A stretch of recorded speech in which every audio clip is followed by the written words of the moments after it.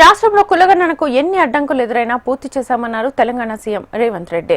సర్దార్ సర్వాయి పాపన్న గౌడ్ జయంతి సందర్భంగా రవీంద్ర బాలతో ఏర్పాటు చేసిన సమావేశంలో సీఎం రేవంత్ పాల్గొన్నారు. అంతకుముందు ట్యాంక్ బండ్ పై సర్వాయి పాపన్న గౌడ్ విగ్రహ నిర్మాణానికి భూమి పూజ చేశారు. దేశంలో ఎక్కడా జరగని విధంగా కులగణన చేసి చూపించామని సీఎం రేవంత్ తెలిపారు. రాజకీయ ప్రయోజనాల కోసం కులగణనను తప్పుపట్టొద్దన్నారు. రిజర్వేషన్లు 50%కు మించొద్దని కేసీఆర్ తెచ్చిన చట్టాన్ని తొలగించడానికి ఆర్డినెన్స్ తీసుకొచ్చామని సీఎం రేవంత్ రెడ్డి తెలిపారు. బీసీ రిజర్వేషన్ల బిల్లు 5 నెలలుగా కేంద్రం పెండింగ్ లో పెట్టిందన్నారు. ఇందుకోసం ఢిల్లీ వెళ్లి ధర్నా చేశామన్నారు. ఆయన బీఆర్ఎస్ బీజేపీ ఎందుకు కలిసి రాలేదని ప్రశ్నించారు. ఇచ్చిన మాటను నిలబెట్టడానికి నేను మా మిత్రులు బట్టి విక్రమార్క గారు 100% చిత్తశుద్ధితోని పకడ్బందీగా ప్రణాళిక రచించి ఈ దేశంలో ఏ రాష్ట్రం చేయని ప్రయోగాన్ని పనిని జనాభాను మొత్తం లెక్కించడమే కాదు, జనాభాలో ఉన్న అన్ని కులాల యొక్క వివరాలను సంపూర్ణంగా సేకరించడం జరిగింది. ఈరోజు అందుకే ధైర్యంగా ఈ దేశంలో ఉండే అన్ని రాజకీయ పక్షాలు సూటిగా శాసనసభ వేదికగా మేము సవాలు విసిరినాం. మేం కట్టిన లెక్కలో ఒక్కటైనా తప్పుంటే చూపించండి, మేము ఖచ్చితంగా చేసిన తప్పుకు క్షమాపణ చెబుతాము. కానీ మేము చేసింది 100% కరెక్టు. మీ రాజకీయ ప్రయోజనానికి ఈ కులగణనను తప్పు పట్టకండి. ఒకవేళ మేము చేసిన కులగణనను తప్పు పడితే మా లెక్కలను మీరు వక్రీకరిస్తే మళ్ళీ రాబోయే 100 సంవత్సరాల వరకు ఈ బహుజనులకు న్యాయం జరగదు, సామాజిక న్యాయం రాదు అని చెప్పి బలంగా బల్లగుద్ది వాదించి ఆనాడు సంఘాలను పిలిచి మేము మాట్లాడినాం. మేము చేపట్టిన విధానాన్ని, మేము సేకరించిన సమాచారాన్ని మొత్తం సంఘాలకు ఇచ్చినాం. 42% బలహీన వర్గాలకు రిజర్వేషన్లు అమలు చేయాలంటే ఎస్సీ ఎస్టీ ఇవన్నీ కలిపితే దాదాపుగా 70% వరకు రిజర్వేషన్లు పెరిగే అవకాశం ఉన్నది.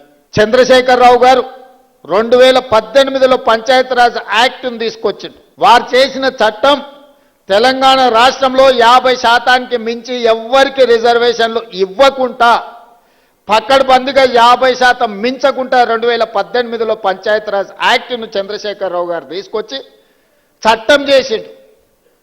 ఇవాళ చట్టమే మనకు అడ్డంకిగా మారింది. ఈరోజు స్థానిక సంస్థల్లో రిజర్వేషన్లు ఇవ్వాలి అని అంటే, నోటిఫికేషన్ ఇవ్వాలి అంటే 2018లో ఆనాటి ప్రభుత్వం చేసిన పంచాయతీరాజ్ యాక్ట్ ఈరోజు అడ్డంకిగా మారింది.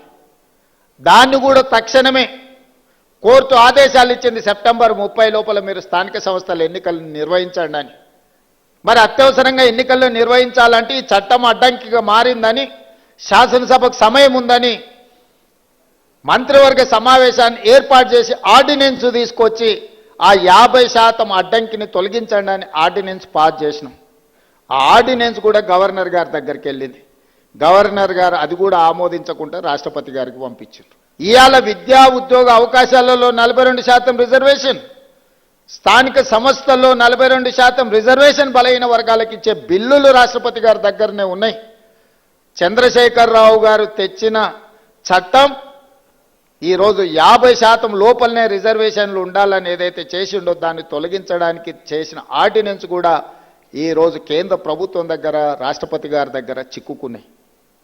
ఇవాళ మేము వాటి గురించి మాట్లాడి, వాటి గురించి చర్చించి ఇక వీళ్ళు వినడం లేదు, వీళ్ళతోని కొట్లాడాల్సిందే అని ఢిల్లీ జంతర్ మంతర్ దగ్గర పెద్ద ఎత్తున ధర్నా చేసినాం.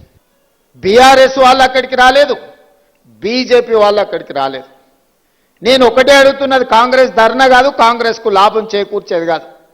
బలహీన వర్గాలకు సంబంధించి బహుజనుల కోసం రిజర్వేషన్లను పెంచుదామని దేశంలో ఉండే అన్ని పక్షాలు అక్కడికి వచ్చి మద్దతు ఇచ్చినాయి. మరి బీజేపీ బీఆర్ఎస్ అక్కడికి రాలేదు, మద్దతు పలకలేదు అని అంటే మీరందరూ ఆలోచన చెయ్యండి అని చెప్పి మీకు విజ్ఞప్తి చేస్తున్నా.